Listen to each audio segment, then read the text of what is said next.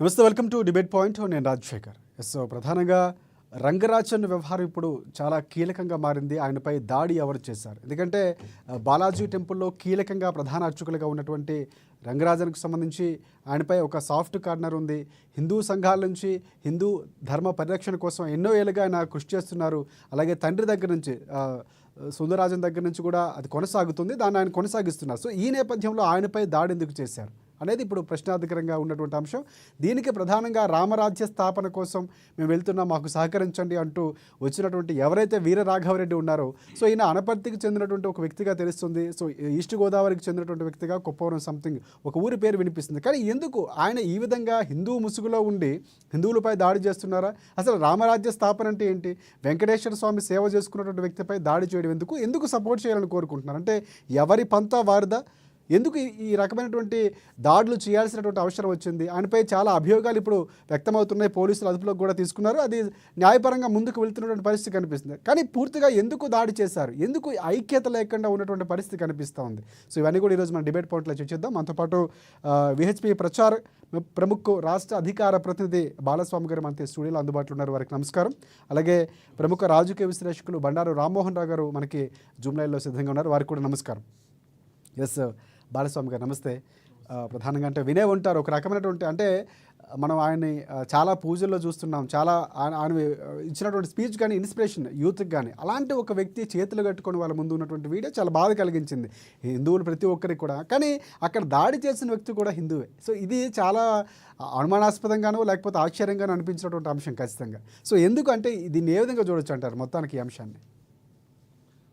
ముందుగా చిలుకూరు బాలాజీ ప్రధాన పూజారి రంగరాజన్ గారిపై జరిగినటువంటి దాడిని విశ్వ హిందూ పరిషత్ తీవ్రంగా ఖండిస్తుంది. రెండు తెలుగు రాష్ట్రాలతో పాటు సౌత్ ఇండియా మొత్తంలో కూడా పరమ పవిత్రంగా భావించి పూజించేటటువంటి బాలాజీ సేవలో నిత్యం తరిస్తున్నటువంటి రంగరాజన్ గారిపై దాడి అనేది అది ఊహించలేనటువంటి చర్య. దీన్ని యావత్ హిందూ సమాజం మొత్తం కూడా ముక్త కంఠంతో ఖండిస్తోంది.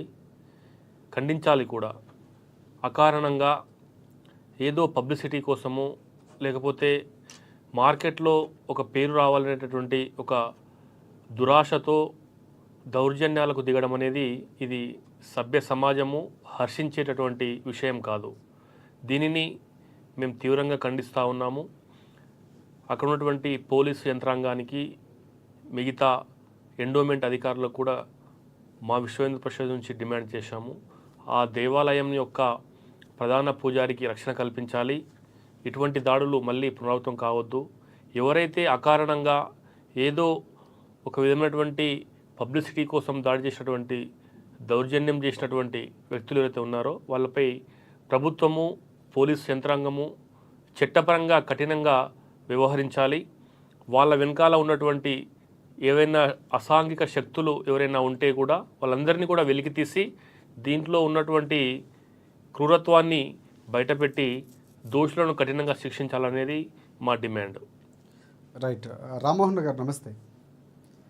సో ప్రధానంగా అంశాలు చూసే ఉంటారు. 2 రోజుల నుంచి అంశం ప్రధానంగా మీడియాలో ఉన్నటువంటి అంశం. సో ప్రధానంగా అంటే ఒక వ్యక్తిని గౌరవించే వ్యక్తి, సో చిలుకూరి బాలాజీ టెంపుల్ అంటేనే ఫేమస్. అలాంటి దానికి ఆయన వంశపారపర్యంగా వస్తున్నటువంటి వృత్తిని చేస్తున్నారు, ఒక ఉన్నత విద్యను అభ్యసించి కూడా. సో అలాంటి వ్యక్తిపై దాడి, అది కూడా ఆయన ఎప్పుడు వస్తారు అని ఉన్నటువంటి కుంభమేళాకి వెళ్ళి వస్తారు, ముందు వెళ్ళారంట. వెళ్ళి తర్వాత ఇన్ఫర్మేషన్ తీసుకున్న తర్వాత ఆయన వచ్చిన సమయాన్ని అనువుగా చూసుకొని వెళ్ళటం, వినమ్రంగా ఉంటూనే ఆయనపై కొట్టే దాడి చేసినటువంటి సందర్భం ఉందని కూడా వార్తలు వస్తున్నాయి.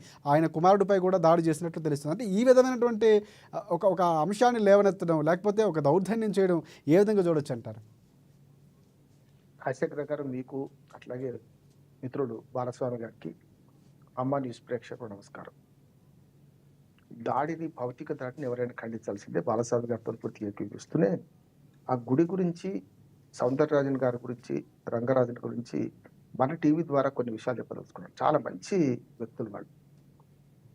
ఉన్నత చదువులు చదువుకొని మద్రాసులో ఉద్యోగం చేస్తున్న సౌందరరాజన్ గారు మొట్టమొదటి, అంటే రంగరాజన్ గారి తండ్రి, అక్కడ పనిచేస్తున్న కాలంలో అప్పట్లోనే 90s 9 లక్షల రూపాయల జీతం తీసుకున్నారు ఆయన.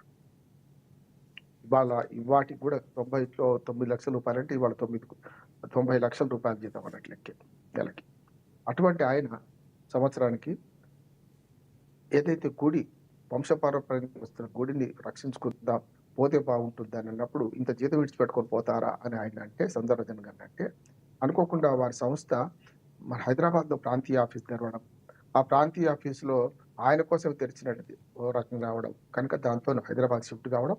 అప్పటి నుంచి ఈ గుడిని ఓ రకంగా చెప్పాలంటే చాలా వందల సంవత్సరాల చరిత్ర ఉంది ఆ గుడికి. ఆ గుడిని మళ్ళీ మన సమీక్షించుకొని ఓ రకంగా మరి మళ్ళా వాటిని వెలుగులో తీసుకొచ్చి ఆరాటించి ఆ గుడిని పట్టుకొని ఆయన చేస్తున్నారు. ఆయన కొడుకులు, ఆయన ముగ్గురు కొడుకులు, అందులో మధ్యవాడు మనకు రంగరాజన్ గారు. వీళ్ళు కూడా ఉన్నత చదువులు చదువుకున్నారు.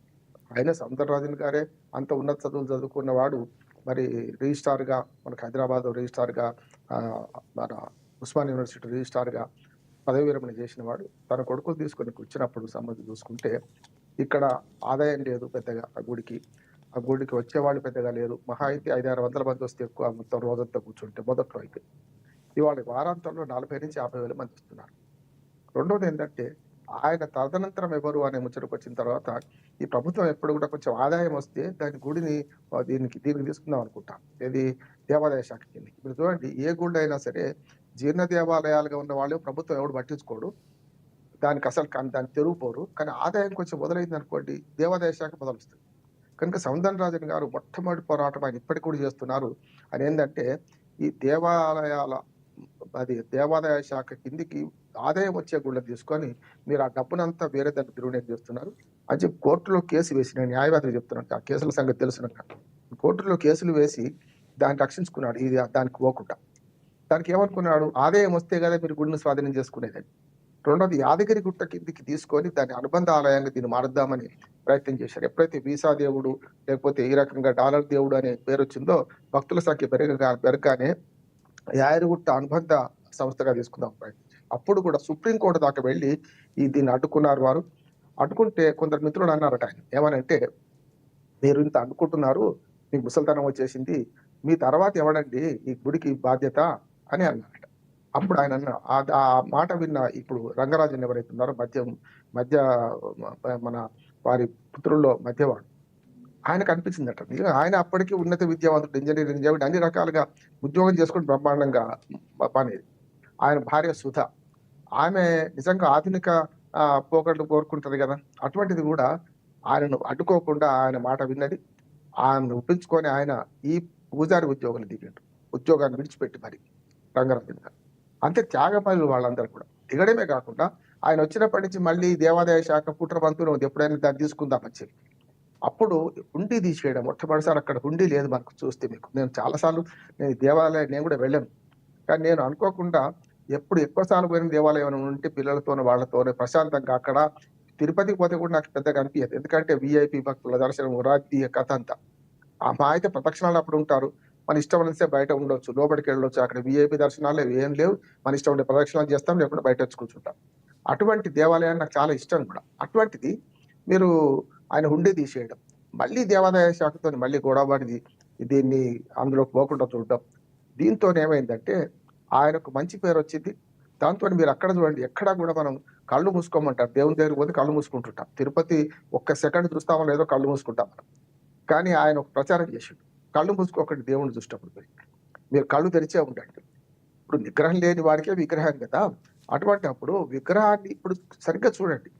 మీరు ఇంట్లోకి వెళ్ళినప్పుడు విగ్రహం ముందు ఉన్నారు కదా, ఆ విగ్రహం మీకు కళ్ళల్లో మెదలాలి అని ఎక్కడా లేని విధంగా ఒక కళ్ళు తెరవండి, అది కళ్ళు తెరిచే చూడండి, కళ్ళు మూసుకోకండి విగ్రహాన్ని చూడంగానే అని చెప్పి ఇట్లాంటి ప్రచారం. ఎందుకు చెప్పానండి కథ అంతా, నిజంగా ఆయన ఆధునికంగా జీవనశైలి అలవరుచుకొని పెద్ద ఉద్యోగం చేసుకొని బతికే అవకాశం ఉండి కూడా వారి తండ్రి తర్వాత రంగరాజు అంటే త్యాగం చేసి ఒక వంశపారంపర్య దేవాలయాన్ని రక్షించుకునే క్రమంలో ఇంత నిబద్ధతతో పనిచేస్తుంటే రామరాజ్యం అనే దుర్మార్గమైన ఒక ముసుగులో వాళ్ళ రాఘవరెడ్డిది నేను వీడియో చూశాను. ఆయన ఏమంటున్నాడు, మీరు మండల కమిటీలు వేసుకోండి, గ్రామ కమిటీలు వేసుకోండి, రామరాజ్యం ఏమిటి అంటే ఒక రకంగా చెప్పాలంటే ప్రత్యామ్నాయ రాజకీయ వ్యవస్థను ఆధ్యాత్మిక వ్యవస్థగా సృష్టిద్దాం అనుకుంటున్నారు వీర రాఘవరెడ్డి. అంటే ఏమంటున్నాడు, మీరు రామరాజ్యం అనే పేరు మీద కమిటీలు వేసేసుకోండి, నేను నియమిస్తుంటున్నా పొమ్మని అంటున్నాడు. దుర్మార్గంగా మాట్లాడుతున్నాడు. నాకు అందుకని ఇంతకుముందు బాలస్వామి గారు అన్నట్టు ఆయనని కొట్టినరా ఏం చేసాడు, చేతులు కట్టుకొని అంత దీనంగా ఆయన కింద కూర్చుంటే నాకు కళ్ళకి నీళ్ళు వచ్చినాయి. చిచి దుర్మార్గం కాదు, ఇంత దుర్మార్గం కాదు. ఆయన రెడ్డి మల్లయ్య పుల్లయ్య ఎవడైనా కావచ్చు, ఆయన కులం లేదు మతం లేదు ప్రాంతం అంట కదా, అనపర్తికి చెందినవాడ అంతే, హైదరాబాద్ చెందినవాడ నాకు కూడా సంబంధం లేదు. ఒక కానీ వ్యక్తి కానీ ఇంకో ఒకటి వ్యక్తికి ఒకటి దాడి చేయడం రామ్మోహన్ రావు గారు, అమానుషం. ఆయన ఇక్షాకుల వంశం చెప్తున్నారు, ఆలయ గోత్రం అంటున్నారు. ఎవరు ఎవరు చేయాల్సినటువంటి శాస్త్ర ధర్మానికి అర్హులో మీకు తెలియదని ఆయనే ప్రశ్నిస్తున్నారు. అంటే నేనేమంటున్నా కదా, పిచ్చి ముదిరితే ఏమవుద్దంటే, పిచ్చి ముదిరితే రోగాలు తలకు చుట్టండి. ఇప్పుడు రోగాలు తలకు చుడతారు, అరెస్ట్ అయింది కదా, ఇప్పుడు పడతారు, పోలీసుల సంగతి చూపెడతారు. నేనేమంటున్నానంటే ఇది కాదు కదా, ఎదురు లేకపోతే యజ్ఞం చేయొచ్చు రాజశేఖర్ గారు, తప్పు కదా అంటున్నాను. నేను ఈ ఆలయ చరిత్ర ఎందుకు చెప్పానంటే, ఈ ప్రకారమైన కూడా ఆలయ చరిత్రను ప్రజలు తెలుసుకోవాలి. మంచి వచ్చేట్టు తప్పు జరిగింది, ఈ తప్పు జరిగిన కారణది చిలుకూరు దేవాలయ ప్రాశస్త్యమైనది, గండిపేటకు చాలా దగ్గరగా ఉంది, గండిపేట నీళ్లు కనపడుతుంటాయి మనకి వెళ్తే. అటువంటిది నిజంగా ఒక ఏమంటారు జీర్ణ దేవాలయాన్ని పునరుద్ధరించినట్టే లెక్క. నిజంగా సౌందరరాజన్ గారు కనుక మా మద్రాసులో ఉండిపోతే ఎవడు అడిగిండు ఆయనను ఈ గుడిని వచ్చి చేసుకో వంశపారు కనుక చేయమని అడిగారు ఎవరన్నా?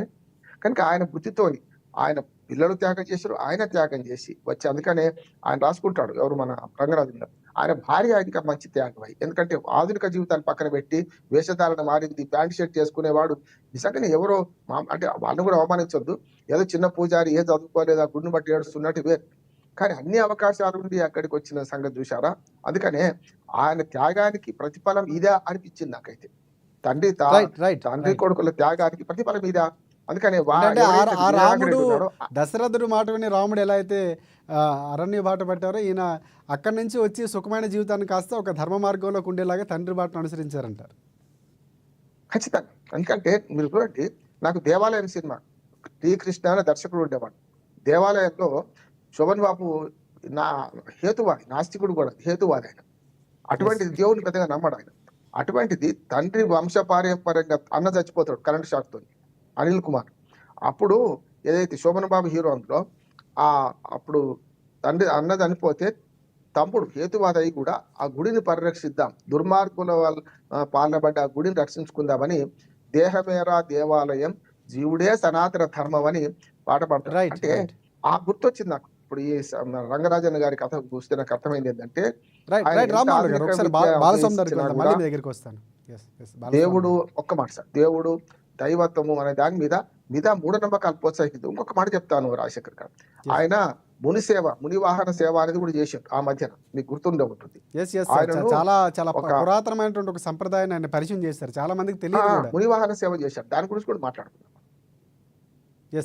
మాట్లాడదాం, మళ్ళీ మాట్లాడదాం. అంటే మనతో పాటు బాలస్వామి గారు, ఒక అంశం, ఆయన ఇలాంటి ఒక సంస్థ అంటే ఒక సమాచారం 2009లో అనుకుంటా, సో అక్కడ మంగళూరులో కూడా ఇలాంటి సంఘటన శ్రీరామసేన అని ఏదో ఒకటి స్టార్ట్ చేసి, ఆయన పేరు ప్రమోద్ ముతాలిక్. సో ఆయన కూడా ఒక పబ్లోకి వెళ్ళటం, ఎవరైతే ఉన్నారో యువకులపై దాడి చేయడం, ఇలాంటి సంఘటనలు అంటే ఎందుకు? అంటే హిందూ ముసుగేసుకొని హిందువులపై దాడి చేయడం వెనక ఏమైనా స్ట్రాటజీ ఉందంటారా? అంటే ప్రమోద్ ముతాలిక్ కాన్సెప్ట్ వేరు, ఏదైతే పబ్ కల్చరు విదేశీ కల్చర్ను అవాయిడ్ చేయాలి అనేది అది ఒక యాంగిల్. ఈయన డైరెక్ట్ అప్పుడు కూడా ప్రధానంగా ఆరోపణలు ప్రచార కమిటీ మీద వచ్చాయి, మీకు కూడా తెలిసే ఉంటుంది. అంటే శ్రీరామ్ సేన అనేటటువంటి ప్రమోద్ ముతాలిక్ గారు భారతీయ సంస్కృతి సంప్రదాయాలను పాటించాలి, యువత ఈ డ్రగ్స్ కానీ లేకపోతే మత్తు పదార్థాలు వీడాలి, మన యొక్క సనాతన ధర్మంలోకి రావాలి అనేటటువంటి ఒక వింగులో ఆయన అగ్రెసివ్గా వెళ్ళడము జరిగింది. అది వేరు, దానికి దీనికి పోలిక లేదు. ఎందుకోసం అంటే ఇప్పుడు మన పెద్దలు చెప్పినట్టు ఒక మార్గదర్శకమైనటువంటి ఆలయాన్ని నిర్వహించడము, ఒక సంప్రదాయమైనటువంటి ఆలయాన్ని నిర్వహించడము, ఒక క్రమశిక్షణ కలిగినటువంటి ఆలయాన్ని నిర్వహించడము, సనాతన హైందవ ధర్మానికి ఒక మార్గదర్శిగా ఏ విధమైనటువంటి పూజలు చేయాలి, ఏ విధమైనటువంటి ఆచారాలు వ్యవహరించాలి అనేటటువంటి ఒక వ్యవస్థకు పురుడు పోసి ఆదర్శంగా ప్రపంచానికి ఆదర్శంగా నిలిచినటువంటి వ్యక్తి రంగరాజన్ గారు. వారి తండ్రి సౌందర్యరాజన్ గారి యొక్క చరిత్ర అది ఇంకొక విధంగా. అంటే వాళ్ళ యొక్క పరంపర ఈ యొక్క సనాతన ధర్మానికి అనుకూలంగా ఆ యొక్క ధర్మాన్ని పరిరక్షించేటటువంటి విధానంలో తమ యొక్క కుటుంబం మొత్తం కూడా ఇదే ఒరవడిలో సాగాలి, ఇదే పరంపరలో కొనసాగించాలి అనేటటువంటి ఒక గొప్ప సంకల్పంతో పనిచేస్తున్నటువంటి వ్యవస్థ ఇది. దీన్ని మనమంతా కూడా అభినందించాలి, ఆదరించాలి. ఆదర్శంగా తీసుకోవాలి. ఈరోజు మనం చూస్తున్నాము, ఏ దేవాలయంలో చూసినా కూడా హుండీ కేంద్రంగా పూజలు నడుస్తూ ఉంటాయి. హుండీ కేంద్రంగా దేవాలయం యొక్క ఆలన పాలన కొనసాగుతుంది. కాబట్టి ఇక్కడ మాకు హుండే అవసరం లేదు. మేము కేవలము ధార్మికమైనటువంటి వ్యవస్థ నిర్మాణం చేసి ఈ యొక్క దైవాన్ని, ఈ యొక్క హిందూ సంస్కృతి సంప్రదాయాలను విస్తృతం చేయాలి, విశ్వవ్యాపితం చేయాలనేటటువంటి ఒక సంకల్పంతో పనిచేస్తున్నటువంటి గొప్ప వ్యక్తి మన యొక్క సౌందర్యరాజన్ గారు కావచ్చు, ఇప్పుడున్నటువంటి రంగరాజన్ గారు కావచ్చు. కాబట్టి ఈ వ్యక్తి పైన దాడి చేయడం అనేది అత్యంత హేయమది. దీన్ని ప్రతి ఒక్కరూ ఆ యొక్క దేవాలయం మాత్రమే కాదు, హిందూ ధర్మం గురించి, భారతీయ విలువల గురించి, సనాతన విలువల గురించి తెలిసినటువంటి ప్రతి వ్యక్తి, అసలు అంతెందుకు పరాయి ధర్మం వాళ్ళు కూడా అకారణంగా దాడి చేశారే అనేటువంటి ఒక ఆవేదన వ్యక్తం చేస్తున్న సందర్భం ఇది. చూస్తున్నాము ఆ వీడియోలు. ప్రభుత్వాలు కూడా స్పందించాయి, రెండు రాష్ట్రాలకు సంబంధించి అటువైపు పవన్ కళ్యాణ్, చంద్రబాబు గాని, రెండు రాష్ట్రాల ప్రభుత్వాలు, రెండు రాష్ట్రాల ముఖ్యమంత్రులు, రెండు రాష్ట్రాల ప్రతిపక్ష నాయకులు, ఇంకా మిగతా ఇంకా భారతీయ జనతా పార్టీ, అన్ని వ్యవస్థలు, వారు వీరు అనేది కాదు, పార్టీలకు అతీతంగా, రాజకీయాలకు అతీతంగా, కులాలకు అతీతంగా, మతాలకు అతీతంగా ప్రతి ఒక్కరు కూడా ఆ యొక్క దేవాలయం యొక్క ప్రాశస్తం పైనే దాడి జరిగింది, ధర్మం పైనే దాడి జరిగింది. ఈరోజు రంగరాజన్ గారి పైన కాదు, ధర్మం పైనే దాడి జరిగింది. దీన్ని ఖండించాలి. దీని యొక్క దుర్మార్గులు యొక్క ముష్కరుల వెనుక ఎంతటి దుష్టశక్తులు ఉన్నప్పటికీ, ఎంతటి అసాంఘిక శక్తులు ఉన్నప్పటికీ వాళ్ళ యొక్క ఆటలు కట్టివేయాలనేటువంటి ఒక డిమాండ్ అనేది ప్రజల్లో నుంచి, హిందూ సమాజం నుంచి, భక్తుల్లో నుంచి వెల్లువెత్తుతూ ఉంది. అందులోనే భాగంగానే ఈరోజు మనం చూస్తూ ఉన్నాము. ఈరోజు కూడా అక్కడ నిన్ననే దేవాదాయ శాఖ మంత్రి వెళ్ళడం జరిగింది, ముఖ్యమంత్రి గారు ఫోన్లో మాట్లాడడం జరిగింది, ఈరోజు శ్రీధర్ బాబు గారు వెళ్ళడం జరిగింది, మా విశ్వ హిందూ పరిషత్ వాళ్ళు, బజరంగ్ దళ్ వాళ్ళు, మిగతా ప్రతి అందరూ కూడా వెళ్ళి పరామర్శ చేసి సంఘీభావం వ్యక్తం చేస్తూ ఉన్నారు. ఇంకోటి అంటే ఆయన ఎవరైతే వీర రాఘవరెడ్డికి సంబంధించి ఆయన ఒక 20 మంది 25 మందిలో ఒక ఆర్మీగా ఏర్పాటు చేసుకోవడం, 5 కిలోమీటర్లు నడిచే శక్తి ఉండాలి, లేకపోతే నడిచే శక్తి 2 కిలోమీటర్ల ఇలాంటి ఒక ఏవో మెజర్మెంట్స్ పెట్టుకొని ఆయన రిక్రూట్ చేసుకోవడం, దానికి కొంత రుసుము తీసుకోవడం, 20,000 నుంచి 25,000 రూపాయల వరకు జీతం ఇవ్వటం. సో ఏంటి ఈ ప్రాసెస్ ఏంటి అసలు? ఇలాంటిది ఏమన్నా నిజంగా రామరాజ్య స్థాపం, అసలు వంశీయులు ఏంటి? ఆయన మాట్లాడుతున్న వ్యాఖ్యలు చూస్తే కనుక ఏమనిపిస్తుంది అసలు? ముఖ్యంగా ప్రజాస్వామ్య దేశంలో రాడికల్ మూమెంట్కు తావు లేదు. ప్రజాస్వామ్యంలో చట్టానికి లోబడి పనిచేయాలి, చట్టాన్ని గౌరవించాలి. చట్టాన్ని చేతిలోకి తీసుకుంటే ఎంతటి పెద్ద వ్యక్తులైనా కూడా శిక్షకు అర్హులే. కాబట్టి ఈరోజు సమాంతరమైనటువంటి ఒక వ్యవస్థను ఏర్పాటు చేస్తాను, దేవాలయాలన్నింటినీ నేను కబ్జాలు చేసుకుంటాను, దానికి ఒక అందమైనటువంటి పేరు పెట్టి 4 శ్లోకాలు నేర్చుకొని, చట్టాల్లో ఉన్నటువంటి 4 సెక్షన్లు తెలుసుకొని, యువకులను ఆకర్షించే విధంగా మాట్లాడి, ఏది తెలియనటువంటి అభం శుభం తెలియని నిరుద్యోగులను నలుగురిని పోగేసుకొని ఒక మూమెంట్ను క్రియేట్ చేసి రాడికల్ సిస్టమ్ని నేను ఇంప్లిమెంట్ చేస్తామంటే ఈ దేశంలో చెల్లదు. ఇదంతా కూడా దీని వెనకాల చూస్తూ ఉన్నాము. ఇది హిందూ వ్యతిరేక యొక్క శక్తుల ప్రాబల్యం ఉంది అనేటానికి ప్రధాన కారణంగా మనం భావించవచ్చు. హిందువుల లోపల కూడా ఇలాంటి దాడులు, దౌర్జన్యాలు చేసేటటువంటి ఒక మూకలు ఉన్నారని చెప్పేసి మనకు అవకాశం ఇచ్చేటటువంటి ఒక ఆయుధాన్ని వాళ్ళ చేతికి మనం ఇవ్వడం జరిగింది. కాబట్టి దీంట్లో ఉన్నటువంటి అసలు వీరరాఘవరెడ్డి చరిత్ర కావచ్చు, ఆయన నేపథ్యం కావచ్చు, ఆయన కుటుంబ నేపథ్యం కావచ్చు, ఆయన ఆదర్శాలన్నీ కూడా చూసుకున్నట్లయితే హిందూ సమాజానికి, హిందూ దైవానికి, హిందూ ధర్మానికి ఏమాత్రం కూడా అనుసంధానంగా లేవు అనే విషయము యావత్ సమాజం కూడా గుర్తించాలి. ఎందుకోసం అంటే సనాతన ధర్మంలో, హైందవ ధర్మంలో చీమకు కూడా హాని చేయలేనటువంటి ధర్మము హిందూ ధర్మము. ప్రతి శత్రువును కూడా క్షమించేటటువంటి ధర్మము హిందూ ధర్మము. కానీ ఈరోజు అత్యంత పరమ పవిత్రమైనటువంటి బాలాజీ ప్రధాన అర్చకుడిపైనే చితకొట్టి స్కూల్ పిల్లాడిలా చేతులు కట్టించుకొని ఆయన కుర్చీపైన కూర్చొని శిక్ష విధిస్తున్నాడంటే ఇది ఒక తాలిబాన్ సిస్టమ్. అంటే నేను ఒక హీరోను కావాలి, నేను ఒక భయభ్రాంతులు సృష్టించి దీని ఆధారంగా ఒక ముఠాను, ఒక గ్యాంగ్ను రన్ చేయాలనేటువంటి ఒక దుర్బుద్ధితో ఆ వ్యక్తి ఆ విధంగా చేయడం జరిగింది. కాబట్టి ఇది ఇంతటితోనే ఆ కథ సమాప్తం కావాలనేటటువంటి విషయాన్ని యావత్ హిందూ సమాజం కోరుకుంటుంది. ఎందుకోసం అంటే ఈ దౌర్జన్యాలు, దాడులు, ఈ రాడికల్ మూమెంట్ అనేటటువంటి వ్యవస్థ హిందూ సమాజం ఎప్పుడు కూడా హర్షించదు. భారతీయ ప్రజాస్వామ్య దేశంలో అసలే దీన్ని స్థానం లేదు. రాడికల్ మూమెంట్కు కానీ, దాడులు, దౌర్జన్యాలకు, ఈ అరాచకవాద శక్తులకు ఏమాత్రం క్షమించేటటువంటి గుణం లేదు ఈ సమాజానికి. కాబట్టి ఆ యొక్క వీరరాఘవరెడ్డి అనేటటువంటి ఒక వ్యక్తి, ఆ పేరు ఉన్నటువంటి హిందూ రామరాజ్యం కావచ్చు, రామసేన కావచ్చు, రకరకాల అందమైన పేర్లు పెట్టుకున్నటువంటి వ్యక్తుల వెనకాల ఉన్నటువంటి దుష్టశక్తులను కూడా గమనించి ఈ యొక్క ఆధిపత్య ధోరణి మార్కెటింగ్ చేసుకొని హల్చల్ చేసి సమాజంలో ఏదో విధంగా పేరు సంపాదించాలనేటువంటి దుర్బుద్ధి గల వ్యక్తులకు గుణపాఠం చెప్పాలనేటువంటి విషయాన్ని మేము డిమాండ్ చేస్తూ ఉన్నాము. రైట్. రామ్మోహన్ రావు గారు, ప్రధానంగా ఐపీసీ సెక్షన్ 52 అసలు ఇది ఏం చెప్తుంది? అసలు ఆయన అది కూడా వాడుతున్నారు, సెక్షన్ల పేర్లు చెప్తున్నారు. ఇరవై భగవద్గీతలోని శ్లోకాలు కొన్ని చెప్తున్నారు. సెక్షన్ల గురించి మీకు లా చేశారు కాబట్టి మిమ్మల్ని అడిగితే క్లారిటీ వస్తుంది. అసలు ఏం చెప్తుంది? స్వతంత్రంగా ప్రకటించుకోవచ్చు అంటారా? రాజశేఖర్ గారు, ఐపీసీ 43 ఇప్పుడేమో బిఎన్ఎస్ చట్టం, బిఎన్ఎస్ పేరు మారింది అంతే తప్ప సెక్షన్లు మారినాయి అంతే తప్ప ఆ విషయం సారం అదే. ఈ రెండు ఏం చెప్తున్నాయంటే, అంతకుముందు ఒక మాట రెండు ఏం చెప్తున్నాయి చెప్పే ముందు మునివాహన సేవ గురించి చెప్తాను, ఎందుకంటే దాని ప్రాసెస్ చెప్పి అక్కడికి వస్తాను. మునివాహన సేవ ఆలోచన ఎందుకు వచ్చింది రంగరాజన్ గారికి అంటే, ఒక సమావేశం, దళిత సమావేశానికి వెళ్ళిండ్రట ఆయన. హిందూ మతంలో అసమానతలు లేవు, అందరూ ఒకటే, బ్రహ్మం ఒకటే, అసలు నిజంగా చెప్పాలంటే ఇవన్నీ కూడా మధ్యన సృష్టించినవి, ఈ చాతుర్మాన వర్ణ వ్యవస్థ, ఇవన్నీ మనువాదం ఏదైతే ఉందో దీన్ని పాటించొద్దు అని ఆధునిక విజ్ఞానాన్ని బోధిస్తుంటే చెప్పుకుంటూ ఆయన అన్నట్ట, మన వేదమాంగమయంలో కానీ మన పురాతన దేవాలయాల అర్చకత్వంలో కానీ ఏముందంటే దళితులను కూడా సేవించాలి అని చెప్పి ఉన్నది అని చెప్పి, గతంలో ఒక గుడికి దళితులు వచ్చి నేను దర్శనం చేసుకుంటా అంటే దర్శనం చేయకుండా ఆ పూజారి వ్యతిరేకించిండని, వ్యతిరేకించడమే కాకుండా దళితులు కొంచెం రఫ్గా వస్తే రాయి విసిరి కొడితే ఆయన ఆ దళితుడి మన నుదుటికి గాయమైందని, తీరా లోపలికి వచ్చేసరికల్లా వెంకటేశ్వర స్వామి నుదుటి నుంచి కూడా రక్తం కారుతుందని తెలుసుకొని చూసి మన పాశ్చాత్తాపం చెంది ఆ దళితుడిని తన భుజాల మీద ఎక్కించుకొని మునివాహన సేవ చేశారు, భగవంతుడిని భక్తుల్లో చూశారు అని ప్రతీతి.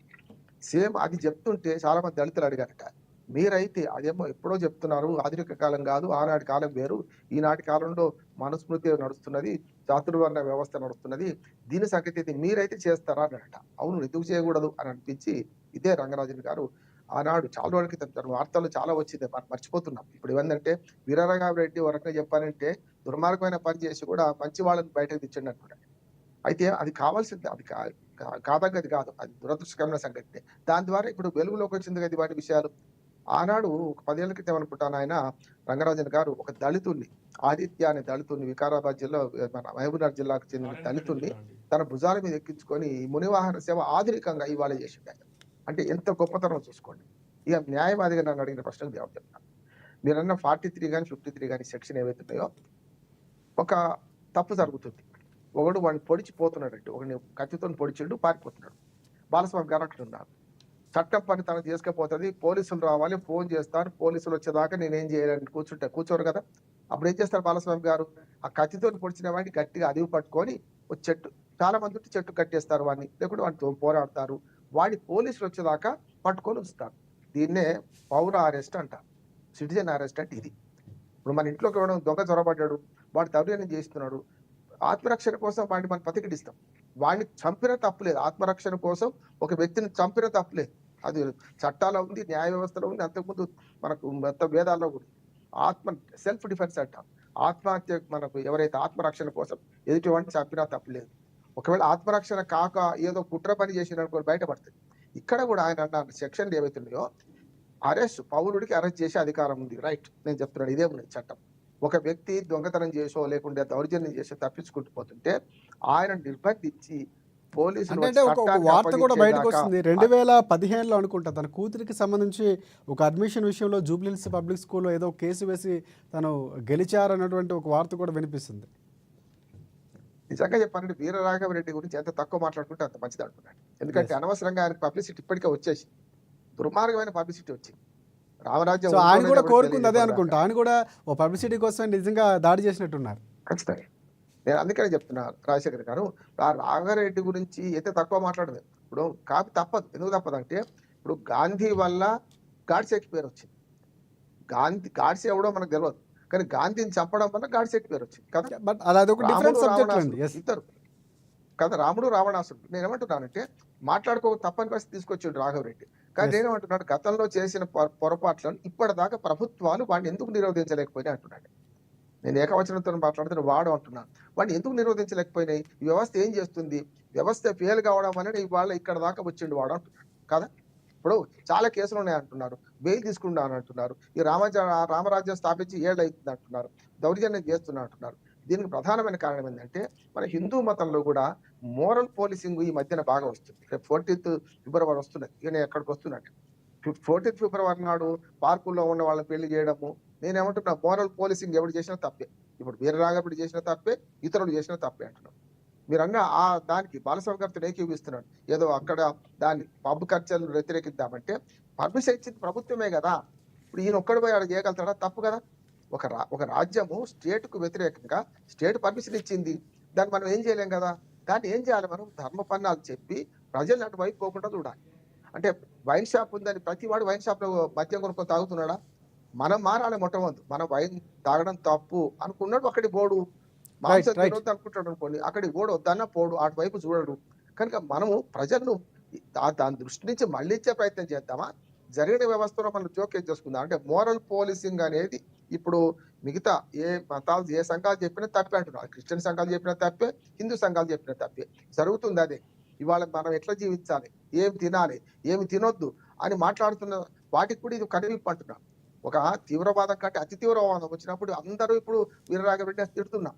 వీరరాఘవరెడ్డి వీరత్వానికి కారణం ఏంటంటే మనం కూడా మన సమాజంలో కొన్ని మతాలు కొందరు వ్యక్తులు ఈ మోరల్ పోలీసింగ్ ను ప్రోత్సహిస్తున్నారు. తప్పు. చట్టం పట్ల చేసుకోపోతుంది. మోరల్ పోలీసింగ్ మనం చేస్తుంటే వాడు చేసి కూడా కరెక్ట్ అనిపిస్తుంది.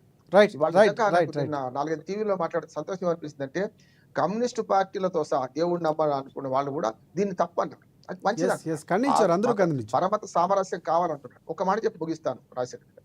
ఇదే రంగరాజన్ గారు మిషనరీ స్కూల్లో చదువుకున్నారట. మంచి 3 పట్టణామాలు పెట్టుకొని పోయేవాడట. పోతే అక్కడ క్రిస్టియన్లు స్కూల్ అది కదా, క్రిస్టియన్ మిషనరీ స్కూల్ కదా, వాళ్ళు ప్రార్థనలు చదివించేవారట. ప్రార్థన బ్రహ్మాండంగా చదివేవాట రాగయుక్తంగా. చదివితే అది చదవడంతో పాటు హిందూ మతంలోని ఈయన భజనలు కూడా వినేవాళ్ళట వాళ్ళు.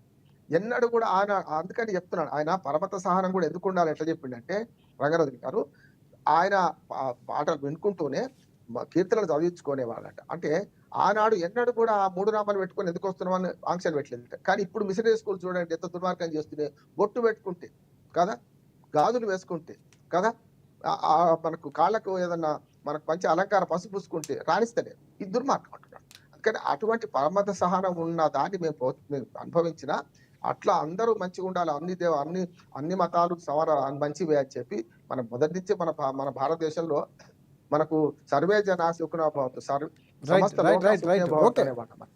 ఎస్ ఎస్ బాలస్వామి గారు, ఒకటి ఆయన భగవద్గీతలో కొన్ని శ్లోకాలు చదువుతూ చెప్పినటువంటి 4వ అధ్యాయంలో 7-8 శ్లోకాలు కూడా ఆయన మెన్షన్ చేసే ప్రయత్నం చేశారు అక్కడ మాట్లాడుతూ కూడా. అసలు ఏంటి అసలు ఆ 2 శ్లోకాలు ఉన్నటువంటి అర్థం ఏంటి? ఈరోజే రాజేంద్రనగర్ డీసీపీ గారు, అక్కడ ఉన్నటువంటి పోలీసు వాళ్ళు ఒక స్టేట్మెంట్ రిలీజ్ చేశారండి. కొన్ని శ్లోకాలు పఠనం నేర్చుకోవడము, చట్టాలు ఉన్నటువంటి కొన్ని చట్టాలు సెక్షన్లు ఏ సెక్షను దేనికి వర్తిస్తుందని చెప్పి కొన్ని నేర్చుకోవడం ద్వారా అక్కడక్కడ సమావేశాలు లేకపోతే మీటింగ్లలో అనర్గళంగా మాట్లాడి యూత్ను అట్రాక్ట్ చేసేటువంటి ఒక మర్మమైన తెలుసుకున్నాడు. దాంతో ఎంప్లాయ్మెంట్ లేనటువంటి కొంతమంది యువకులు ఆయన మాటలు నమ్మి మీకు అందరికీ శాలరీస్ ఇస్తాను, డ్రెస్ ఇస్తాను, అకామిడేషన్ ఇస్తాను, తర్వాత భోజనం కూడా మీకు నేనే పెడతానని చెప్పేసి చెప్తే సరేలే అని చెప్పేసి ఈయన మాటలకు నిజంగా ఏదో ఇటు స్వామి భక్తి స్వభక్తి అన్నట్టు రెండు జరిగిపోతవి, దైవ కార్యంలో ఉన్నట్టు ఉంటుంది, జీతం వస్తుందని కొంతమంది ఆశపడి వెళ్ళిండ్రు అనేటటువంటి విషయం ఈరోజు పోలీసుల ద్వారా మనకు తెలిసింది. స్టేట్మెంట్ కూడా ఇచ్చిండ్రు. ఆయన సైన్యంలో ఎవరైతే ఉన్నారో ఆయన చెప్పి ఏర్పాటు చేసినటువంటి ఆ మిలిటెంట్ గ్రూప్లో కూడా ఎవరికి కూడా మినిమం నాలెడ్జ్ కూడా లేదు. ఏదో 10 రూపాయలు ఆశపడి జీతం కోసం వచ్చినాము, ఈయన చెప్పేటటువంటి మాటలు చాలా అందంగా ఉన్నాయి, ఆకట్టుకునే విధంగా ఉన్నాయి, ఆకర్షితంగా ఉన్నాయని చెప్పేసి మేము మోసపోయినామని చెప్పేసి పోలీసుల ఎదుట ఎవరైతే అక్కడ ఆయన ఎంబడి మిలిటెంట్గా ఉన్నటువంటి సైనికులు శిక్షకులు ఉన్నారో వాళ్ళే చెప్పడం జరిగింది. అంటే ఈయన యొక్క శ్లోకాలు, ఈయన యొక్క మాటలు, సెక్షన్లన్నీ కూడా తన ప్రాబల్యం కోసము, తన పబ్లిసిటీ కోసము, తన మార్కెటింగ్ కోసము ఉపయోగించున్నటువంటి విషయం వాస్తవము. ఒక టెక్నిక్, ఒక చిట్కా అనుకోవచ్చు. చిట్కా ఎందుకోసం అంటే సమాజంలో కూడా నిజాయితీగా వెళ్తే కొంతమందిని మనం ఆకట్టుకోలేము. ఈ విధంగా గల్లిబల్లి మాటలు చెప్తే తొందరగా అట్రాక్ట్ చేయొచ్చు. తర్వాత ఈ విధంగా రంగరాజన్ గారిని భయపెట్టిన తర్వాత, రంగరాజన్పై దాడి చేసిన తర్వాత మళ్ళీ మేమే ఈ విధంగా చేసినామని చెప్పేసి వాళ్ళే అది వీడియోను వీడియో విడుదల పెడుతూ చేయడం జరిగింది. ఉగాదికి మళ్ళీ టైం ఇవ్వటం అసలు మీకు ఒక టైం డెడ్లైన్, వాళ్ళే డెడ్లైన్ డిసైడ్ చేసిన అనమాట. అంటే రెండోది, వాళ్ళు కొట్టినంతసేపు, మాట్లాడినంతసేపు మధ్య మధ్యలో కొట్టినరు, దాడి చేసినారు. కానీ చాలా చాకచక్యంగా దాడి చేసినటువంటి విషయాన్ని ఎడిట్ చేసేసి మాట్లాడినటువంటి విషయాన్ని మాత్రమే రిలీజ్ చేయడం సో అనేది. అందులో కూడా వేణు చూపిస్తూ దగ్గరికి వెళ్ళి మాట్లాడడం, వినండి వినండి అని ఆయన్ని వాదించే ప్రయత్నం చేశారు. ఆయన్ని ఒక రకమైనటువంటి ఒక ఇబ్బంది. దోషిగా, Yes. ఒక దోషిని ఏ విధంగా అయితే మనం చూస్తాము సినిమాలలో, ఆ విధంగా ఒక మూల కూర్చోబెట్టి చిన్నపిల్లాడిలా లేకపోతే ఏదో అపరాధిలా చేతులు కట్టించుకొని మాట్లాడుతున్నటువంటి విషయం అనేది అది చాలా చూస్తుంటేనే మనసు అనేది ద్రవీకరిస్తుంది. మొత్తం కూడా ఇంత ఘోరంగా చిత్రహింసలు చేసినటువంటి విషయాలు మనం చూసుకుంటున్నాం. కాబట్టి ఆయన లోపల ఏదో చతురత ఉంది, ఏదో జ్ఞానం ఉంది. ఆ యొక్క జ్ఞానంతోనే శ్లోకాలు చదవడము, భగవద్గీత చెప్పడము, లేకపోతే ఇంకేదో చెప్పడం అనేటటువంటిది మూర్ఖత్వం. ఈ రోజు ఉన్నటువంటి నాలెడ్జ్లో ప్రతి ఒక్కరి దగ్గరికి ఏఐ టెక్నాలజీ వచ్చింది. సో ప్రతి ఒక్కరి దగ్గర యూట్యూబ్ కూడా ఓపెన్ చేస్తే, టెక్నాలజీ గూగుల్లో ఉంది, ఓపెన్ చేస్తే ప్రతి అంశాన్ని ఈజీగా తెలుసుకోవచ్చు, నేర్చుకోవచ్చు. కానీ అది అక్కడ కాదు. ఆయన మోటో ఏంటంటే, నేను ఈ విధమైనటువంటి యాక్షన్ చేసి సమాజాన్ని అట్రాక్ట్ చేయాలి, తద్వారా నేనేం చేయాలి, పబ్లిసిటీ పొందాలి, పబ్లిసిటీ తర్వాత డబ్బు సంపాదించాలి. ఈ విధంగా వన్ బై వన్ ఒక సైన్యం ఏర్పాటు చేసుకోవడము, దానికి ఈ విధంగా పేరు పెట్టడం. కానీ బాలస్వామి గారు ఒక్కటి ఇందాక మాట్లాడుతూ రామ్మోహన్ రావు గారు, పోలీస్ వ్యవస్థ ఏం చేస్తుంది, లేకపోతే ప్రభుత్వాలు ఏం చేస్తున్నాయి. 2022లో ఈ ఆర్మీని స్టార్ట్ చేశారు. సో అప్పటి నుంచి ఈ రిక్రూట్మెంట్స్ అని ఆయన వీడియోలు చేస్తూ ఉంటాం, సోషల్ మీడియాలో ఒక వెబ్సైట్, ఇవన్నీ కూడా ఉన్నాయి. కానీ ఎందుకు ఇలాంటి ఒక్క వీరరాఘవరెడ్డిగా చాలామంది ఇలాంటి వాళ్ళు ఉన్నారంటే హిందూ మతంపై దాడను, లేకపోతే మతాలకు సంబంధించినటువంటి అంశాలు మాట్లాడమను. సో ఎందుకు చర్యలు తీసుకోవట్లేదు అంటారు? అంటే దీనికి సంబంధించి ప్రత్యేక ఒక నిఘా వ్యవస్థ రావాల్సిన అవసరం ఉందంటారా? ఏదే కానీ విషయము ప్రతి దగ్గర ఎవరైతే బాధితులు ఉన్నారో బాధితులు బయటకు వచ్చేసి కంప్లైంట్ చేస్తేనే పోలీస్ యంత్రాంగం అనేది రెస్పాండ్ అవుతుంది. ఇటువంటి అరాచక శక్తులపైన కూడా నిఘా ప్రభుత్వాలు పెట్టాలి. ఒకవేళ ఇంతవరకు ఎందుకు ఉపేక్షించిండ్రు అనేది ఒక అంశము. కానీ ఇక ముందు అటువంటి వ్యక్తులు ఎవరైతే ఉంటారో వాళ్ళందరినీ కూడా ఇది చేయొచ్చు. కానీ ఇక్కడ నాదొక చిన్న ప్రశ్న, అంటే ప్రతి ఒక్కరిని ఒక ధార్మిక సంఘాలు చాలా ఉన్నాయి. ఆ సంఘాల వరకు 2022 నుంచి ఇప్పటి వరకు ఆయన చేస్తున్నటువంటి వీడియోలో లేకపోతే ఇంకొక అంశం దృష్టిలోకి రాలేదంటారా? కంప్లైంట్ ఇచ్చే ప్రయత్నం కూడా చేయలేదు. చేస్తేనే కదండి వచ్చేది. అంటే రంగరాజన్ గారు దాడి చేసిన తర్వాత విషయాన్ని బయటకు ఇంత వచ్చాయి. ఇష్యూ ఎందుకోసం వచ్చింది? అంత పెద్ద పర్సనాలిటీని ఈ విధంగా చేయడం కాబట్టి వాడు పాపులర్ అయిపోయిండు. 2022 నుంచి చేసిండొచ్చు, కానీ ఏమి ఇంత యాక్టివిటీ కానీ ఏదో చిన్న గల్లీలో చేసినటువంటి విషయాలు ఇక్కడ వెలుగులోకి రాలేదు. ఒక వ్యక్తిని కూడా, ఒక అమ్మాయిని ఇంప్లీజింగ్ చేసినట్లు ఆ కేసులు కూడా ఉన్నాయి. కాకపోతే ఈ అంశంతోనే బయటకు వచ్చారు మీరు అన్నట్టు.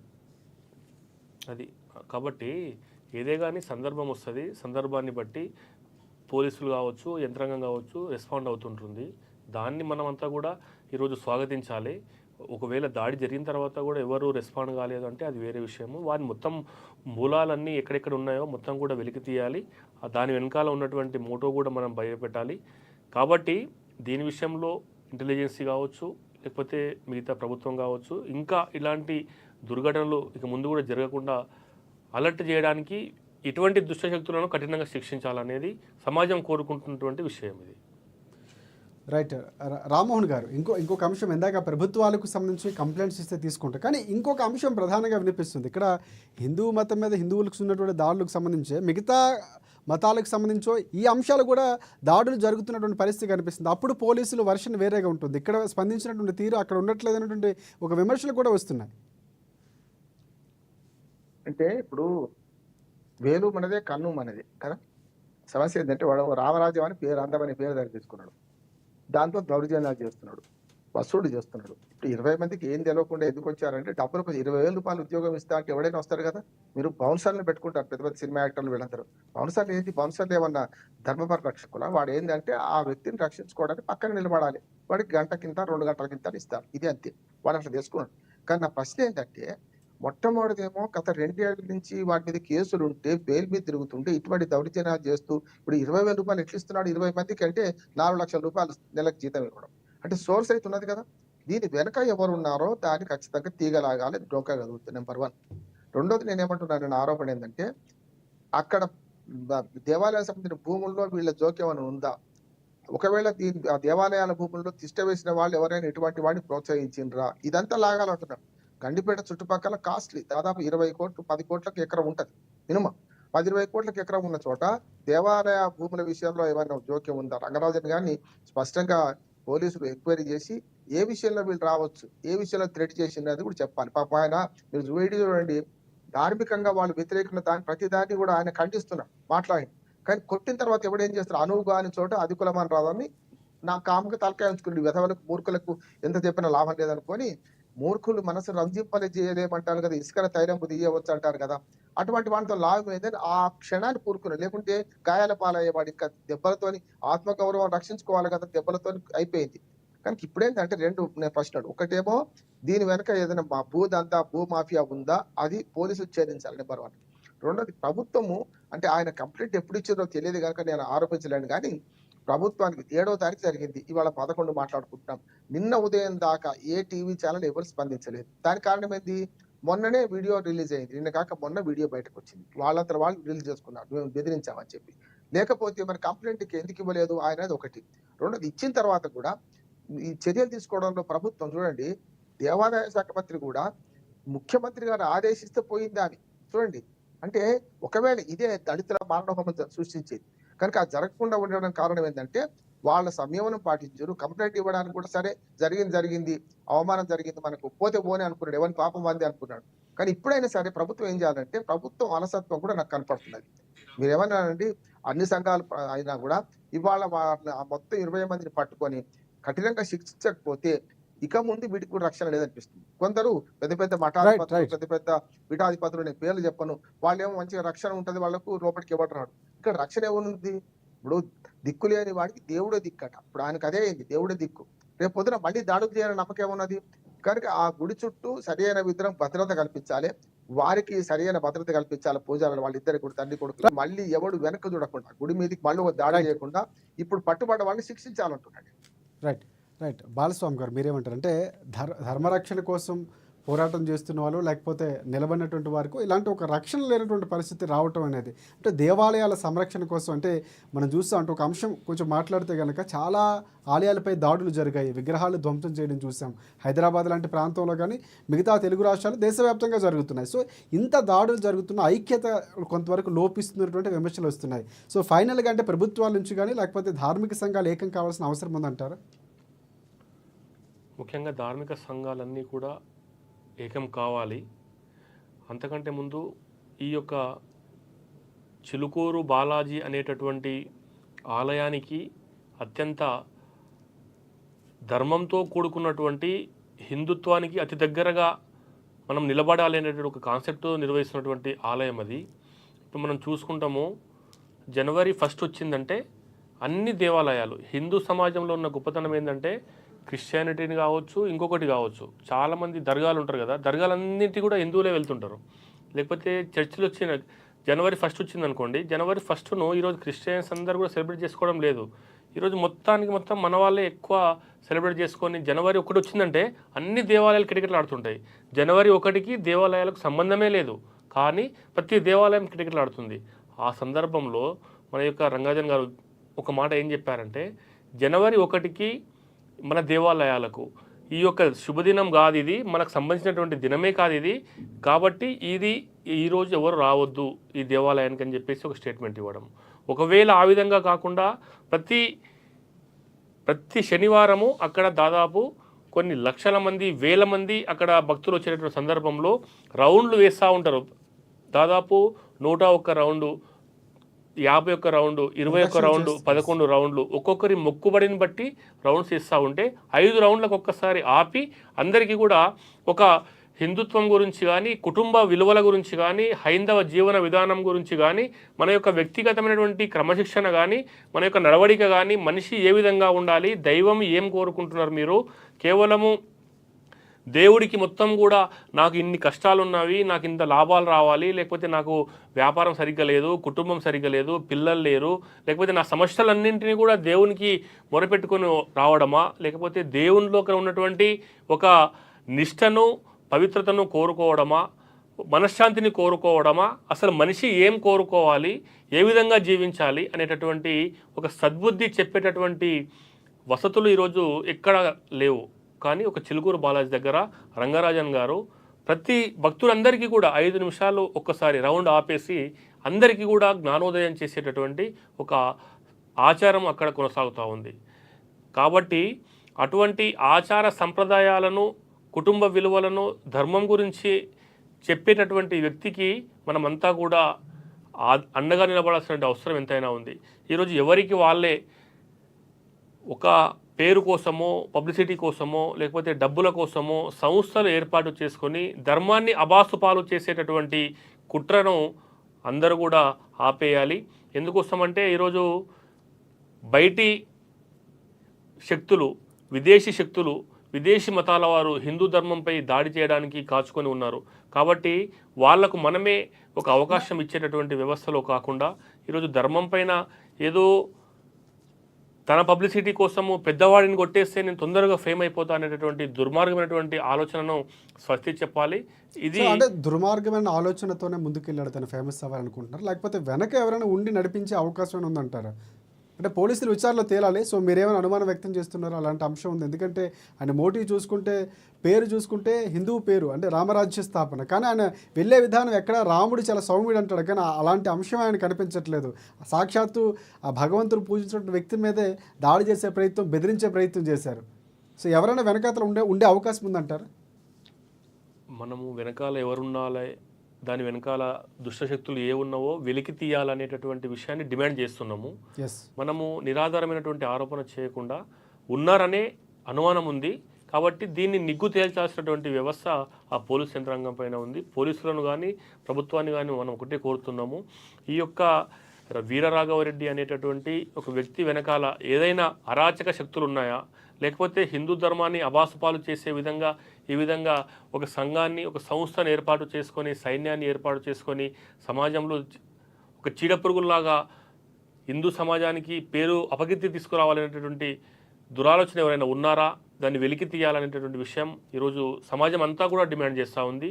ఈ యొక్క డిమాండ్ను ప్రభుత్వం స్వీకరించి వెనకాల ఉన్నటువంటి శక్తులను కూడా గమనించాలి. ఒకవేళ ఎవరు లేనట్టయితే ఆ వ్యక్తి యొక్క సంస్థకు నిధులు ఏ విధంగా సమకూరుస్తున్నాయి, ఎంతమంది సభ్యత్వం ఉంది, ఎవరెవరు ఏమేమి యాక్టివిటీ ఉంది అనేదాన్ని కూలంకుషంగా పరిశీలించి చట్టపరంగా చర్యలు తీసుకొని ఈ విధంగా రాడికల్ మూమెంట్కు స్థానమే లేదనేటటువంటి విషయాన్ని గట్టిగా బుద్ధి చెప్పాల్సిన అవసరం ఉంది. ఇంతకుముందే పెద్దలు చెప్పారు, అంటరానితనం, సామాజిక సమరసత అంటే మనుషులందరూ కూడా సమానమే, అంటరానితనానికి తావులేదు ఈ యొక్క హిందూ ధర్మంలో. పేదవర్గము, ధనిక వర్గం అనేది లేదు, అగ్రవర్గము, నిమ్నవర్గం అనేటటువంటిది లేదు, బ్రాహ్మణ వర్గము, దళిత వర్గానికి సంబంధం లేదు, మనుషులందరూ కూడా ఒకటే. కాకపోతే కొంతమంది ఈ విధంగా అన్టంచబిలిటీని ఈ యొక్క హిందుత్వం పైన బలవంతంగా రుద్ది హిందుత్వంలో ఉన్నటువంటి కులాలను ఆసరగా చేసుకొని ఇతర మతస్థులు మత మార్పిడికి పాల్పడుతున్నారు. కాబట్టి ఆ విధమైనటువంటి అవకాశమే ఇవ్వద్దు మనం అని చెప్పేసి ఒక నారాయణపేట జిల్లాలో ఉన్నటువంటి ఒక ఆదిత్య పరాశర స్వామిని తన భుజాలపై ఎత్తుకొని, ఒక దళిత స్వామిని తన భుజాలపై ఎత్తుకొని ఊరేగినటువంటి ఒక గొప్ప ఆదర్శమైనటువంటి పూజారి మన యొక్క రంగరాజన్ గారు. ఈరోజు చాలామందిని చూస్తుంటాం మనము, దళితుడు అంటేనే అన్టచబిలిటీ, ముట్టొద్దని చెప్తారు. కొంతమంది స్వామీజీలు అసలు ఏ మనుషులనే ముట్టరు, దూరం దూరం ఉంటారు అని చెప్పేసి అంటారు. కానీ ఈరోజు ఇంత గొప్ప స్థాయిలో ఉన్నటువంటి వ్యక్తి, అంత గొప్ప గుడికి ప్రధాన అర్చకుడు ఉన్నటువంటి వ్యక్తి ఒక దళితుడిని భుజాలపై ఎక్కించుకొని ఊరేగి ఈ యొక్క అన్టచబిలిటీని మొత్తం కూడా దూరం చేసినటువంటి వ్యక్తి ఆయన. కాబట్టి ఆయనలో ఉన్నటువంటి ఆదర్శాన్ని మనం స్వీకరించాలి. కాకపోతే ఈరోజు కొంతమంది కోడిగుడ్డుకు ఈగలు పీకినట్టు దాని వెనకాల ఏదో అది ఉంది ఇది ఉంది అని చెప్పేసి స్వామీజీ పైన నిందలు వేసేటటువంటి కుట్ర చేస్తూ ఉన్నారు. ఇది ఏమాత్రం కాదు. కొంతమంది కమ్యూనిస్టు పత్రికలు చూస్తూ ఉన్నారు, ఆర్ఎస్ఎస్ వాళ్ళే కొంతమంది కావాలని దాడి చేసిరని చెప్పేసి రాస్తూ ఉన్నారు.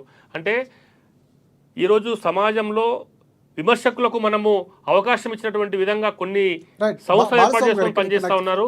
కాబట్టి దీని విషయంలో అందరూ కూడా ధర్మం కోసం పనిచేసే నిష్టగా పనిచేసేటువంటి వ్యక్తులు అబాస్పాల్ కాకుండా హైందవ ధర్మ సంస్థలన్నీ కూడా ఏకమై హిందుత్వం కోసం పాటుపడాలనేటువంటి విషయాన్ని విశ్వ హిందూ పరిషత్ కోరుతుంది. ఎస్, నేను అదే పాయింట్ మాట్లాడుతాను. అంటే ఏ అంశం జరిగినా హిందువుల్లోనే ఒక వర్గాలుగా విడిపోవడం, లేకపోతే గొడవలు పడడం, దేవుడిని లేకపోతే ప్రామాణికంగా చేసుకుని ఒక వర్గంగా ఏర్పడడం జరుగుతున్నటువంటి పరిస్థితి. దీనికి ఒక బోర్డు ఏర్పాటు కావాలి, ధర్మ పరిరక్షణకు లేకపోతే సనాతన ధర్మ పరిరక్షణకు ఒక బోర్డు ఏర్పాటు కావాలన్నట్టు నినాదం వినిపిస్తుంది. సో ఇలాంటి ఈ పరిగణలోకి తీసుకొచ్చి ఈరోజు జరిగినటువంటి రంగరాజన్ గారి పైన దాడి ఏదైతే ఉందో ఇలాంటి దాడులు అరికట్టాలి, లేకపోతే దేవాలయాలు రక్షించాలి, ధర్మాన్ని రక్షించాలి, లేకపోతే ఒక అంశం మీద ముందుకు వెళ్ళాలి, కలిసికట్టుగా పోరాడాలంటే బోర్డు అవసరం ఏర్పాటు ఉందంటారా? సో దానికి సంబంధించి ఫైనల్గా మీరు ఏమంటారు? కంక్లూడ్ చేయండి. ఇప్పుడు మనము భారతదేశానికి స్వతంత్రం వచ్చిన తర్వాత 77 ఏళ్ల సుదీర్ఘ సమయంలో క్రిస్టియన్స్కు ఇండిపెండెన్స్ ఉంది, ముస్లిమ్స్కు ఇండిపెండెన్స్ ఉంది, హిందువులకు ఏమాత్రం లేదు. హిందువుల జుట్టు మొత్తం కూడా ప్రభుత్వం చేతిలో ఉంది. ఎండోమెంట్ పేరుతో ప్రతి దేవాలయాన్ని, ఆదాయం వచ్చేటటువంటి దేవాలయాలన్నింటినీ కూడా వాళ్ళు ఒక ఆదాయ వనరుగా ఏర్పాటు చేసుకొని వాళ్ళ చేతిలో పెట్టుకున్నారు. కాబట్టి ఎండోమెంట్ ఫ్రీ అనేటటువంటి ఒక ఉద్యమాన్ని విశ్వ హిందూ పరిషత్ చేపట్టింది. మొన్ననే జనవరి 5వ తేదీన విజయవాడ కేంద్రంగా బ్రహ్మాండమైనటువంటి ఒక ఉద్యమాన్ని నిర్వహించడం జరిగింది. అదేవిధంగా ఈరోజు వక్ఫ్ బోర్డు పేరుతో రకరకాల ప్రభుత్వ భూములు కావచ్చు, ప్రైవేట్ భూములు కావచ్చు, కబ్జాలు చేసేటువంటి ఒక కుట్ర జరుగుతూ ఉంది. దాన్ని ప్రభుత్వం ఏమాత్రమూ పట్టించుకోవడం లేదు. ఓటు బ్యాంకు రాజకీయాలకు అవకాశం ఇస్తూ నోళ్లకు తాళాలు వేసుకొని మౌనంగా ఉంటున్నారు. ఇక క్రిస్టియన్సీ సంబంధించినటువంటి విషయాలకు వస్తే ఈరోజు నిర్మించినటువంటి అనేకమైన చర్చులు కూడా ప్రభుత్వము భూములవి ప్రభుత్వం చేత లీజుకు తీసుకొని చర్చిలు నిర్మాణం చేసుకున్నారు. ఆ లీజ్ గడువైపోయింది. అయినప్పటికీ వాటిని ఎవరు కూడా ఏమీ ముట్టుకోవడం లేదు, మాట్లాడడం లేదు. కానీ ఒక దేవాలయాల విషయాలకు వచ్చేసేసరికి ప్రభుత్వాలు ఒక ఎండోమెంట్ ఆఫీసర్లను పెట్టడము, ప్రభుత్వాలు రాజకీయ నిరుద్యోగులను ఎండోమెంటు ఆ దేవాలయం చైర్మన్గా లేకపోతే కమిటీ యొక్క సభ్యులుగా నియమించి ఒక రాజకీయ నిరుద్యోగాన్ని భర్తీ చేసేటటువంటి ఒక ప్రక్రియ జరుగుతూ ఉంది. కాబట్టి ఈరోజు సమస్య ఒకటి కాదు, అనేకమైన సమస్యలు ఉన్నాయి. ఒక్కొక్కటి పరిష్కరించుకుంటూ వచ్చి హిందూ ధర్మాన్ని నిలబెట్టేటటువంటి అంశం మనమంతా కూడా పరిశీలించాలి. ఈరోజు మహాకుంభంలో మనం చూస్తూ ఉన్నాము. ప్రపంచము నివ్వెరపోయే విధంగా ఈరోజు కనీ విని ఎరుగని రీతిలో ఇప్పటికే దాదాపు 48 కోట్ల మంది పుణ్యస్నానాలు చేసినటువంటి ఘటన మనం చూస్తూ ఉన్నాము. దాదాపు 400 కిలోమీటర్ల మేర ట్రాఫిక్ జామ్ అయింది. అక్కడ ఉన్నటువంటి పోలీసులు దయచేసి మీరు రావద్దు, వెళ్ళిపోండి అని చెప్పేసి కొడతా ఉన్నారు. రైల్వే స్టేషన్ కూడా బంద్ చేసినారు. అంటే హిందూ లోపల చైతన్యం పొంగుతుంది, ప్రతి ఒక్కరి లోపల కదలిక వస్తూ ఉంది. కాబట్టి ఈ కదలికను ఇక ముందు కూడా మన యొక్క లోపాలను సరిచేసుకునే విధంగా మనమంతా కూడా ఐక్యంగా ఉండే విధంగా మనమంతా కలిసికట్టుగా ఉంటూ మనమంతా హిందూ సమాజం అంతా ఒకటే గొడుగు కిందికి రావాలనేటువంటి ఒక సంకల్పంతో పనిచేయాలని చెప్పేసి మేము డిమాండ్ చేస్తూ ఉన్నాము.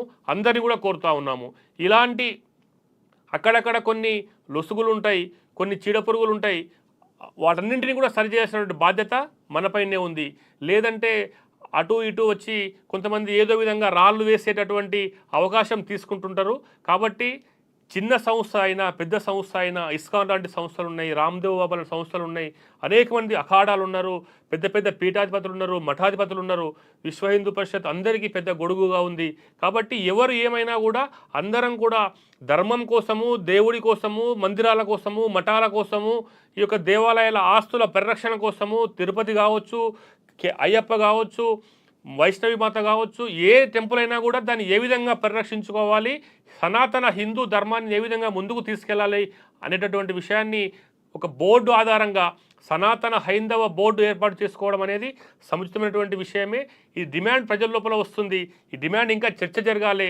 చర్చోపచర్చలుగా జరిగిన తర్వాత అందరికీ కింది గ్రౌండ్ స్థాయి వరకు ఆ యొక్క అంశం చేరితే దానికి ఒక రూపకల్పన వస్తుంది అనేటటువంటి విషయం మనమంతా కూడా గమనించాలి. కాబట్టి రాబో రోజుల్లో హిందూ ధర్మం యొక్క వైభవాన్ని మనమంతా కోరుకుందాము. ఇది ప్రపంచం మొత్తం కూడా మన వైపే చూస్తూ ఉంది. రాబోయే రోజుల్లో ఈ యొక్క హిందూ ధర్మము విశ్వగురువుగా అవతరించేటటువంటి అవకాశం కూడా తొందరలోనే ఉందని చెప్పేసి మేము విశ్వసిస్తూ ఉన్నాము. రైట్ రామ్మోహన్ గారు మీరు కంక్లూడ్ చేయండి. ఎస్, ఒక్క మాట. ఎందుకంటే సరే ఇది పరశురాం గారితో ఏకీభవిస్తూనే ఇప్పుడు ఈ చట్టం ఉన్న చట్టంలో ఏం చేయొచ్చు, ఈ దాడి గురించి చెప్తారండి. ఈ దాడి ఏదైతుందో దాన్ని పూర్తిగా ప్రభుత్వం గట్టిగా దీన్ని ప్రతిఘటించాలి, ఈ విషయంలో ఎంక్వైరీ చేయాలి, ఎవరున్నా తేల్చాలి. ఆ వీరరాఘవరెడ్డికి సొసైటీని రద్దు చేయాలంటున్నాడు. ఏది రామరాజ్యం అనే సొసైటీ ఉందా, దాని సొసైటీ రిజిస్ట్రేషన్ యాక్ట్ కింద ఉన్నది. అది దౌర్జన్యం సహించేది కనుక అది దాన్ని రద్దు చేయాలి నెంబర్ 1. రెండవది, ఇప్పుడున్న పద్ధతిలో జీర్ణ దేవాలయాల పునరుద్ధరణ కూడా ప్రభుత్వం బాధ్యత. ఎందుకంటే డబ్బు తీసుకుంటుంది కదా. ఇప్పుడు ఆదాయం వచ్చే కాడ తీసుకుంటుంది, లేని దగ్గరనేమో జీర్ణ దేవాలయాలు అట్లా విడిచిపెడుతున్నది. ఒక ఉదాహరణ చెప్పి నేను ముగిస్తాను. వరదరాజపురం అని మెదక్ జిల్లా, మనకు ఇప్పుడు సిద్దిపేట జిల్లాలో ఎప్పుడో కంచి నుంచి విగ్రహాలు తెస్తే అక్కడ పడిపోయి ఉంటే దాని పెద్ద గుడి, కంచి గుడి ఎట్లా ఉంటుంది అక్కడ ఉంటుంది. ఇప్పటికి కూడా దాని ముతవల్లి ఎవరైతే మన గోపాలకృష్ణ గారు ఉన్నారో దాని ప్రయత్నం చేస్తున్నాడు. ₹1 కోటి శాంక్షన్ చేయాల్సిన ప్రభుత్వం రూపాయి ఇవ్వలేదు, ప్రజలు విరాళాలతో చేసుకుంటారు. అట్లా వందలాది దేవాలయాలు ఉన్నాయి. వీళ్ళు చేయాల్సిన ప్రభుత్వము డబ్బులు హిందూ మతం గుళ్ళ నుంచి డబ్బు తీసుకోవడం కాదు, జీర్ణ దేవాలయాల ఉద్ధరణ చేయాల్సిన బాధ్యత ఉందని చెప్పుకుంటూ ఈ సంఘటనను మరొకసారి ఖండిస్తూ ప్రభుత్వం వెంటనే చర్యలు తీసుకోవాలి. లేకపోతే వాడు మితిమీరిపోయే రామరాజ్యం అనే పేరు మీద మోరల్ పోలీసింగ్ చేస్తున్నాడు కనుక అటువంటి వాళ్ళని నిరోధించాల్సిన, మొగ్గలోనే తీర్చాల్సిన బాధ్యత ప్రభుత్వం మీద ఉన్నది. Right, thank you Rammohan Rao గారు అండ్ బాలస్వామి గారు, మీకు కూడా ప్రత్యేకంగా ధన్యవాదాలు. ఈరోజు డిబేట్ పాయింట్లో మనం ఏవైతే అంశాలు చర్చించుకున్నామో ఇలాంటి ఘటనలు పునరావృతం కాకుండా ఒక పటిష్టమైనటువంటి వ్యవస్థ కూడా రావాల్సిన అవసరం ఉంది. ఎవరైతే వీరరాఘవరెడ్డిపై తగిన చర్యలు తీసుకోవాలి, వెనక ఎవరైనా ఉన్నారా, లేకపోతే ఎందుకు ఆయన మోటివ్ ఏంటి, ఇవన్నీ కూడా పోలీసులు బయటికి తీసుకురావాలి. ప్రభుత్వాలు కూడా దానికి సంబంధించినటువంటి చిత్తశుద్ధితో పనిచేయాలన్నటువంటి విన్నపం వినిపిస్తుంది. అలాంటి ఒక డిమాండ్ కూడా ప్రధానంగా ధార్మిక సంస్థల నుంచి వినిపిస్తుంటే మనం కూడా జరగాలని కోరుకుందాం. సో చాలా అంశాలు జరుగుతున్నాయి, వీటన్నిటికి సంబంధించినటువంటి ఒక బోర్డు కూడా ఏర్పాటు అవ్వాలి, యూనిటీని తెలియజేసే విధంగా ఉండాలన్నటువంటి అంశాలు కూడా వస్తున్నాయి. సో ఇవన్నీ కూడా భవిష్యత్తులో జరగాలని కోరుకుందాం. ఇది ఇవాళ డిబేట్ పాయింట్. రేపటి డిబేట్ పాయింట్లో మళ్ళీ కలుసుకుందాం. అంతవరకు చూస్తూనే ఉండండి ANN తెలుగు.